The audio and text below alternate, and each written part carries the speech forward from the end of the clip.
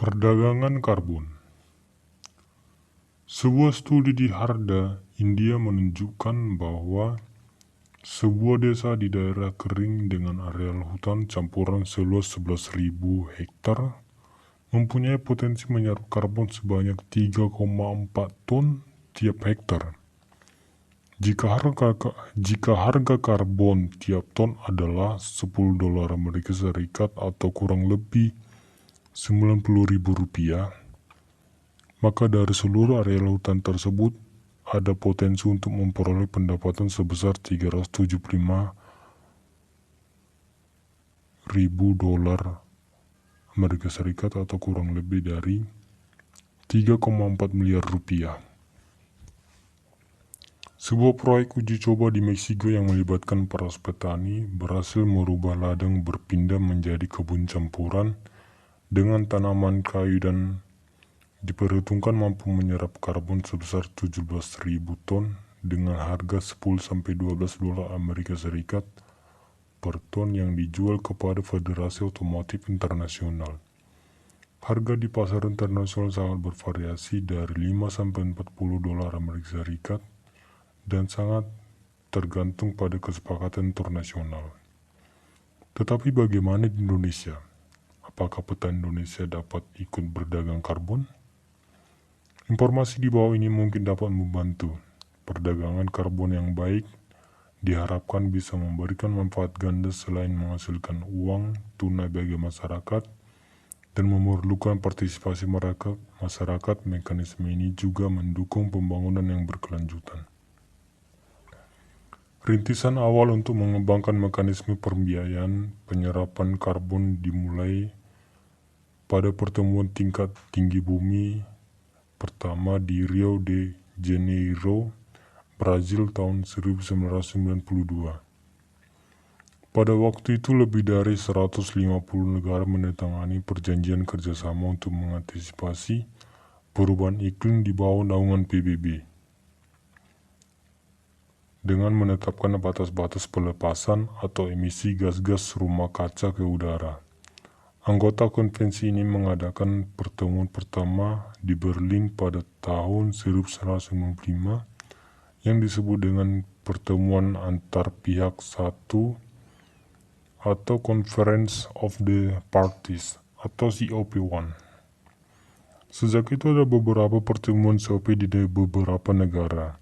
Salah satu pertemuan penting yaitu pertemuan ketiga atau COP3 diselenggarakan di Kyoto, Jepang pada bulan Desember 1997 yang menghasilkan apa yang disebut dengan Kyoto Protocol atau Protokol Kyoto. Pertemuan ini menjadi landasan bagi pengembangan mekanisme pembangunan bersih atau Clean Development Mechanism atau CDM yang mengharuskan negara-negara maju mengurangi pencemaran udara sebesar kurang lebih 5% pada tahun 2012 dibandingkan dengan tahun 1990. Umumnya negara-negara maju dan industri adalah sumber utama polusi dunia. Dengan mekanisme pembangunan bersih, negara-negara maju harus memenuhi sebagian kewajiban mereka mengurangi gas rumah kaca dengan membiayai proyek-proyek energi bebas polusi dan penggunaan lahan untuk menyerap karbon di negara sedang berkembang.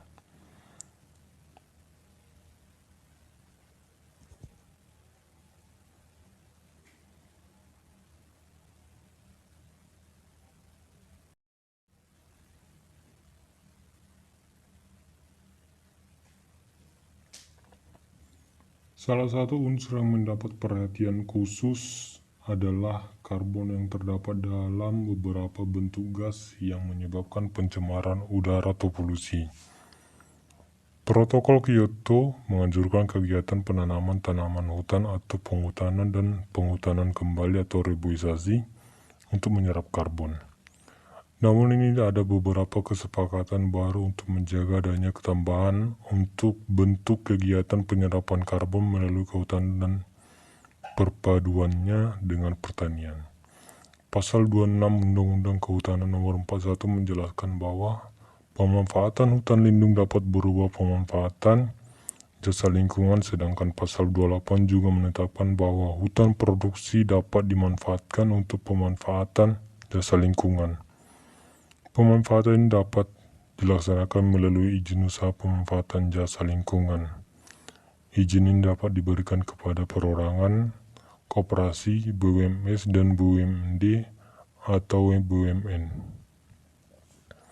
Perdagangan karbon merupakan salah satu bentuk pemanfaatan jasa lingkungan.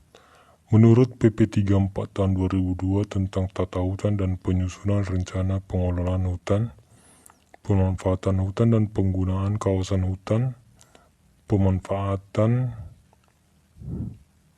jasa lingkungan adalah bentuk usaha untuk memanfaatkan potensi jasa lingkungan dengan tidak merusak lingkungan dan mengurangi fungsi hutan pokok. Pemanfaatan jasa lingkungan untuk hutan lindung pasal 20 dan hutan produksi pasal 27 dapat berupa usaha wisata alam, usaha olahraga tantangan, usaha pemanfaatan air, usaha perdagangan karbon, dan usaha penyelamatan hutan dan lingkungan. Kebijakan dan peraturan pemerintah yang khusus untuk perdagangan karbon sama sekali belum ada, walaupun pemerintah memberi peluang dalam Undang-Undang Nomor 41 Tahun 99 dan PP 34 Tahun 2002 tersebut. Pasal 20 dan Pasal 27 Peraturan Pemerintah Nomor 34 Tahun 2002 tentang Tata Hutan dan Penyusunan Rencana Pengelolaan Hutan, Pemanfaatan Hutan dan Penggunaan Kawasan Hutan menjelaskan bahwa pemanfaatan hutan lindung dan hutan produksi antara lain berupa usaha perdagangan karbon. Peraturan pelaksanaan atau petunjuk untuk perdagangan karbon sama sekali belum dikeluarkan pemerintah. Kesepakatan internasional hanya memungkinkan penyerapan karbon dari hutan produksi yang akan diperhitungkan, bukan dari hutan lindung atau kawasan konservasi. Hutan produksi pun yang diutamakan adalah hutan tanamannya dan hutan hasil kegiatan reboisasi yang dilakukan setelah tahun 1990, bukan hutan alam. Dengan demikian, pemerintah perlu berhati-hati dalam menetapkan kebijaksanaan jasa lingkungan, perdagangan karbon, dan dalam peraturan perundangan. Salah satu rekomendasi penting dari pengembangan kebijaksanaan dan perdagangan karbon adalah memberikan manfaat yang lebih besar bagi masyarakat kecil yang hidup di pedesaan dan bergantung hidupnya pada hutan.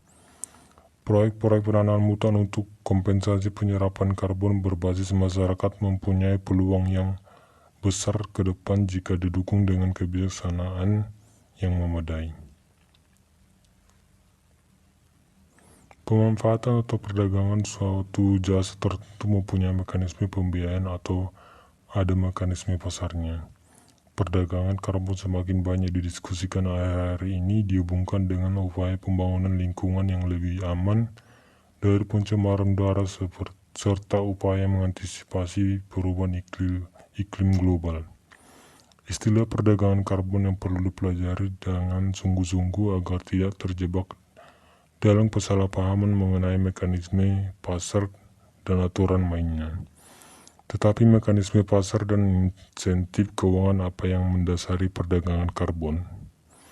Perdagangan karbon hanya bisa melibatkan pohon atau hutan yang ditanam, bukan dari hutan alam. Hal ini telah menjadi kesepakatan internasional dalam protokol Kyoto. Dengan demikian, perdagangan karbon dari hutan lindung atau kawasan konservasi tidak dapat dilakukan. Selain itu, hanya hutan tanaman yang dikembangkan setelah tahun 1990 yang dapat diterima.